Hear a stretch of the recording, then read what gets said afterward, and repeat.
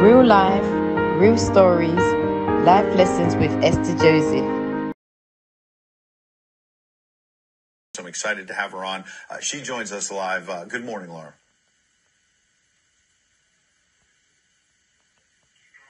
Okay. Apparently she's not quite ready yet. Let's keep it going. I'm ready. Can you hear me? There you are. We got her. Oh, well, it's so great. We didn't see you pop up right away. Laura, great to have you this morning. I wanted to start with this breaking news overnight that it appears, and there you are. You popped up for us. It's so great to see you.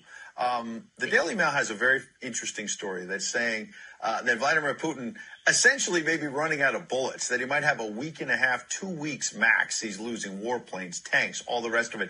He obviously went into this thinking he was going to bulldoze his way through Ukraine. He's obviously caused a lot of destruction. Don't want to minimize the fact there's over 2 million refugees. But this has not gone as well as Vladimir Putin expected. I don't buy it for a second, Ed, I'll be honest with you. I really think that there's so much misinformation. We've never really seen anything like it. I mean, I've been covering wars now for 35 years, and I have never seen people with their nails done in the Ukrainian flag, right? I mean, we're being corralled into this box where we either have to hate Vladimir Putin and believe everything evil that's said about him and love Ukraine, and there's no in between. And that reminds me a lot of you're either, a white supremacist, or you go with the Democrat narrative on everything under the sun. So Vladimir Putin knew exactly what he was doing when he went into Ukraine. The Russian military isn't perfect. They, for example, I've spoken to multiple defense specialists and intelligence specialists from a Defense Intelligence Agency who've studied the Russian military for years. They do have a difficulty mounting complex air operations because they do very little training hours in comparison to, for example, the United States air assets, right, our fighter jet pilots. But Russia is not struggling. What Russia has done from the very beginning has been very strategic. They didn't go straight to Kiev. They went to all those bioweapons laboratories that are scattered all over the country. Some of them they built, so they know where they are. They've known where they are since the Soviet Union, because under the Defense Threat Reduction Program, we went in after the fall of the Soviet Union and supposedly turned those facilities from bioweapons labs into public health labs. Although, these days it's hard to believe anything that our leaders tell us, because they've lied about COVID, they lied about Russia collusion, they lied about the Ukraine impeachment trial, and there's so much more going on in Ukraine that nobody is talking about. You see such dishonesty when it comes to the history of Ukraine. You see dishonesty when it comes to the Azov Battalion, which is funded by the U.S. and NATO. I mean, you can find pictures of them online holding up the NATO flag and the swastika at the same time. Their own emblem contains the black sun of the occult, which was a Nazi SS emblem. And it also contains the sideways, lightning insignia of the SS. I mean, this is on throughout the Ukrainian military. You can see that black sun of the occult on their body armor, even on the female soldiers who are paraded in front of the world as being, such an example of Ukraine's independence and spirit and nobility. Even they are wearing the black sun of the occult. And, the White House wants you to believe, well, this doesn't matter. It's just a small number of troops. It's not true. The Azov Battalion has been murdering its way through eastern Ukraine. Yeah. We don't want to admit this. This was why Crimea voted for independence. This is why Crimea wanted to be with Russia. Because we in the media, in the Western media and in the West, won't acknowledge the reality of what's gone on. Western Ukraine backed the Nazis. It was a headquarters for the Nazi SS. The CIA under Alan Dulles actually gave immunity from prosecution to the Nazis of Ukraine from the Nuremberg trials.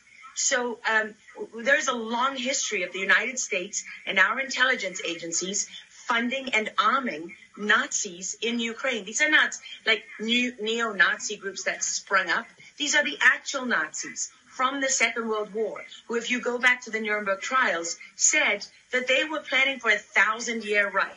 And so you have to really wonder, as you look at this, when you know that the CIA sponsored the color revolution in Ukraine in 2013 and 14, that they selected Ukraine's leaders, go to Victoria Nuland's leaked phone conversation where she and the U.S. ambassador are deciding who can lead Ukraine. I mean, there's as much interference here as you could possibly imagine before you even get to Hunter Biden, Nancy Pelosi, John Kerry, and Mitt Romney, and all of their children who are employed, who earn millions from Ukrainian gas companies. Yeah, you're pointing, pardon me, to a real credibility crisis for our leaders. I want to let Karen Turk jump in. Yeah, I wanted to bring up the fact that President Zelensky is Jewish, and I don't know exactly how this factors in, but there's some very interesting points in what you're saying. And looking at this, you could think it's political theatrics. You made a very good point at the beginning that you think that Putin is in control. And I actually want to play something that Jen Psaki said, because it seems that the White House is actually echoing that sentiment. Watch this. Well, the end game is really a question for President Putin. We have completely crushed his economy. We have provided military assistance, humanitarian assistance to the Ukrainians, enabling them to fight back for far longer than the Russian leadership anticipated.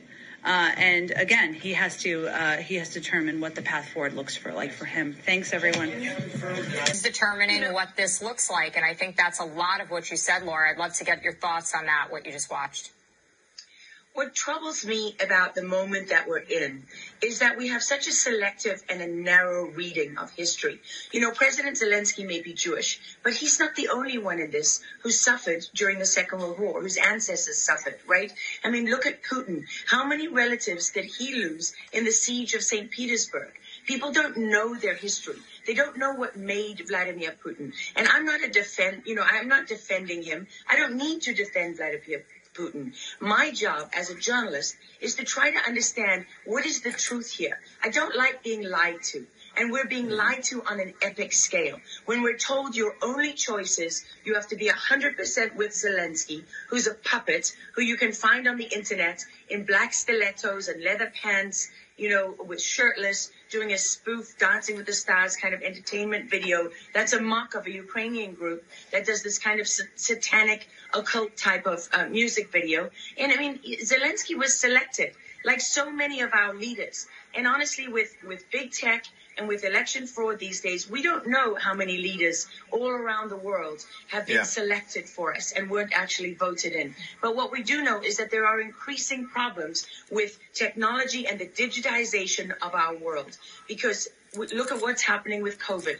Look at what has happened globally.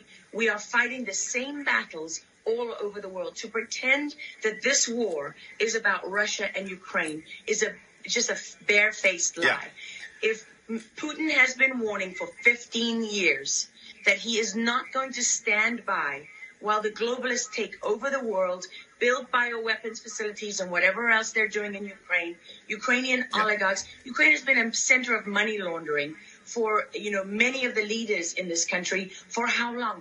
Billions of US dollars have been laundered through Ukraine, and we say nothing about it. These are our tax dollars. I mean, before the impeachment trial, had you ever heard of anyone in the United States, us bringing in foreign governments to the White House for anti-corruption training? I mean, does nobody question these things? Why do we not question them? We have an idiot like Lieutenant Colonel Vindman, who goes at the impeachment trial and sits there as a lieutenant colonel. He didn't even make colonel. And he's telling the president of the United States what his policy should be. You have a traitor in the form of Maria Yovanovitch, who was Obama's ambassador, who's telling Ukrainian government officials, don't listen to the will of the American people. Don't listen to the election results. We are the true leaders of America. I mean, and then people object when the woman isn't even fired. She's given a cushy job for life at Georgetown University at the expense of the U.S. taxpayer. And we're told that the president of the United States cannot say to his foreign counterparts, that we want you to look into something. But Joe Biden can withhold as much aid as he wants to. I mean, there's so much hypocrisy and dishonesty here. And Ukraine is at the center of it all. Go back to Russia collusion. Go to Alexander Chalupa. Go to Eric Karamella, the whistleblower who went to work for Adam Schiff, who wasn't really a whistleblower, and all those corrupt people in the deep state. And you know what? The deep state isn't a theory. It's not a conspiracy theory. It's an actual deep state. Look up the SES, the Senior Executive Service, because when that bureaucracy was ushered into law in the United States of America, that's when we got a bunch of unelected bureaucrats pulling the strings behind the scenes. And these are the people that keep lying to us.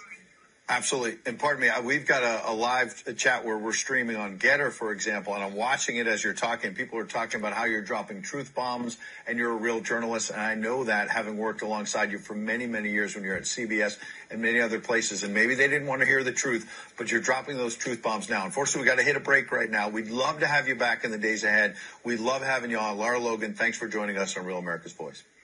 Thank you.